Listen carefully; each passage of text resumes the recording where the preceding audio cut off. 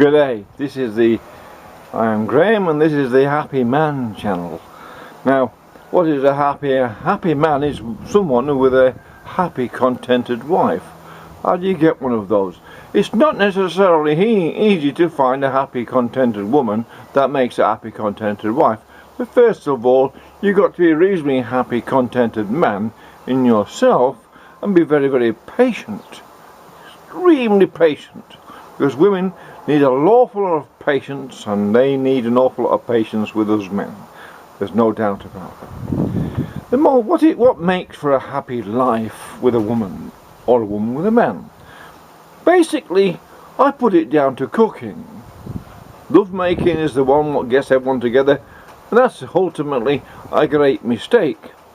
A fancy show of sexual pornography and all that excitement again initiates a relationship means nothing if neither of the people can cook, because they end up generating children that are unhealthy, uneducated in nutrition, and generally they're not doing their own genetic potential any good. Now, instead of dating where it is, and traditionally people meet in pubs or clubs or on the line or whatever, first date should always be for men to be discerning and for women to be discerning. First date should always be on cooking. Who can cook? Can the woman cook? Is she willing to learn to cook? Does she understand basic nutrition and household economics? And does the man understand exactly the same thing? So if the man can cook and the woman can cook, they will then have a very, very happy life, because each evening when they cook, taking turns if you like, each evening they're sitting down to highly nutritious meals, and the most nutritious meals are always the cheapest meals. The fresh food you all buy, you can buy, and then learn how to cook it and prepare it so it tastes nice, as all traditional cultures do. Chinese, Indians and Arabs, and all these Turkish, all these cultures have these wonderful traditional dishes are based on the most ordinary traditional foods that you can buy at the fresh food stores. A difference between the West and the rest of the cultures today is the West is declining because it doesn't have a cooking culture. In England there used to be, in America I suspect some households still have the roast dinners and so etc. But generally speaking, women have forgotten how to cook, and in that doing so, because of that, they think cooking is not equality is not cooking a meal. Well, sorry, that's a low level of similarity with other women who've taken on this particular character in their nature. It's not actually equal to women who are really good cooks. And neither will then be the offspring, the children of these relationships of people that have poor cooking skills and poor understanding of nutrition and household economics which go with that, will also have poor outcomes with their children. Children will be obese, bad teeth, not very well educated, and usually not very disciplined as well, because all things go together. A good disciplined household, or reasonably disciplined household, don't have to be perfect, everyone's got to live as a family, is one what's based on really good cooking. Now, I don't see anywhere in China or anywhere other places where families are breaking down because people can't cook. And Indians have got a wonderful way of cooking, and so are the Chinese, and so are the Arabs, and everyone else. They've got these wonderful meals. They sit around, and the lady of the house enjoys the cooking for her family. They love the cooking. Kick the men out of the kitchen. It doesn't, as I say, it does not demean women to cook meals. If women are saying it demeans women to cook meals, then women are saying that all those women in the world who happily cook meals for their family they're demeaning all the women in the world by saying it's not a woman's job to cook meals, because obviously millions and millions of the abundance of women, majority of women in the world, actually happily cook meals for their family. Happily do that. They don't think it's a chore. They know it should be done because they know the children must be fed with proper nutrition where they can afford and get it. And they usually got traditional cooking skills, which then present these lovely tasty meals that you can enjoy when you go overseas to Bali or anywhere else you go where they've got these wonderful cooking skills. And this is what's missing, I believe, and why the West is collapsing. Well, the West is simply collapsing because it doesn't have cooking skills in the household, and because it doesn't have cooking skills between the man and woman equally should have cooking skills, equally should take it in turns as far as I'm concerned. I have always cooked. I've never asked a woman to cook for a meal for me in my life. It would be a pleasure if they did, but I love cooking, so it's get out of my kitchen when I'm cooking. That's my attitude. I love cooking. So cooking is not a sexual or gender thing. It's a thing that has to be done to make sure the nutrition for the husband and yourself and the wife and the kids is good enough so they sleep well, they don't get fat, they don't get skinny, they're healthy and have plenty of energy for school and running around enjoying themselves. And that way, doing that makes it for a happy family.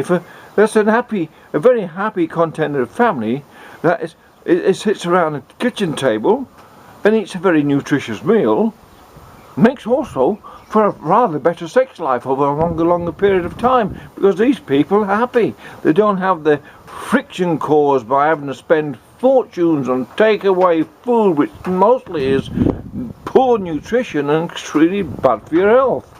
Well, bad for your kids. Why would you give these kids all this takeaway food all the time if you actually love them? And all the all prepared foods that you can buy in the aisles that are full of sugar and salt and all sorts of maltodextrins and whatever they add to them to make them taste like spew. I can't eat them. I don't know how anyone puts them in their mouth. I find them repulsive. Well, this is a happy man show, but a happy man requires also a happy woman. You can't always be happy through relationships. They change, they go up and down, we have our moods and mood shift and all that, but nonetheless, if you have these basic elements in common, that you can cook together, or you both enjoy cooking highly nutritious meals that are satisfying to cook because the other people are satisfied in eating them, that is the initiation of great lovemaking that evening. Oh, we've had a lovely meal. Let's have a glass of wine. Oh yeah, what's next? Oh, we can get off to the bedroom after the kids are asleep and enjoy ourselves. That's what you mean. See, people they want lots of things, but don't understand what quality is. Quality is a little bit of restraint, a little bit of discipline, a little bit of integrity within the relationship, where people aren't in it because of what they can get. They're in it for what they can give.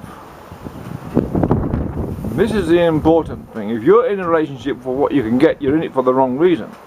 If a woman's in a relationship with a bloke but she can't cook, she's in it for what she can get.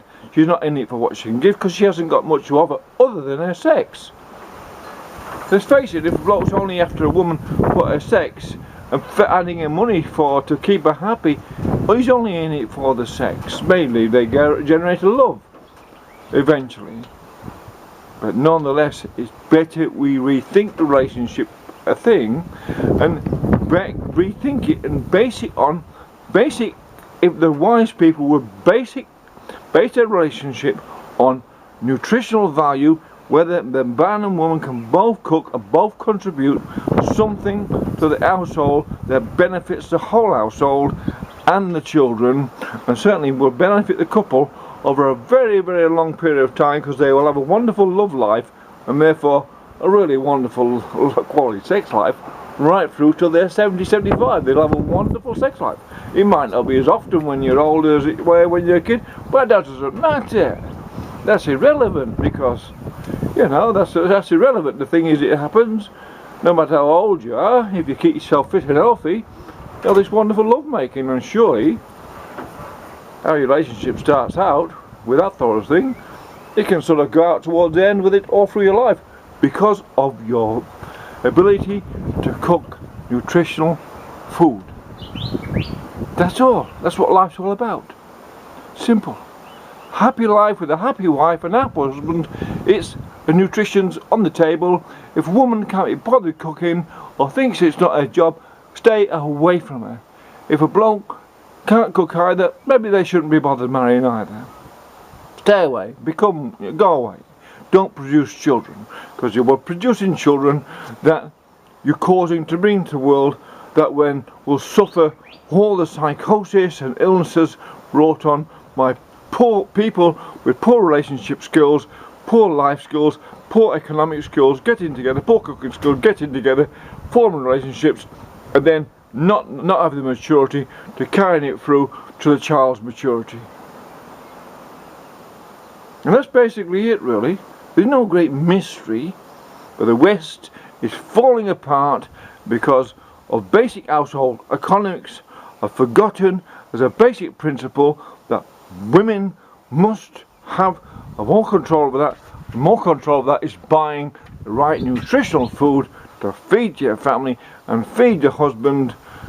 And it's not sexist for a woman to cook for a man, no more than it is sexist for a man to cook for a woman. It's irrelevant. It's just a duty, an obligation, a serious responsibility to the family, to yourself, and to the society and everyone involved.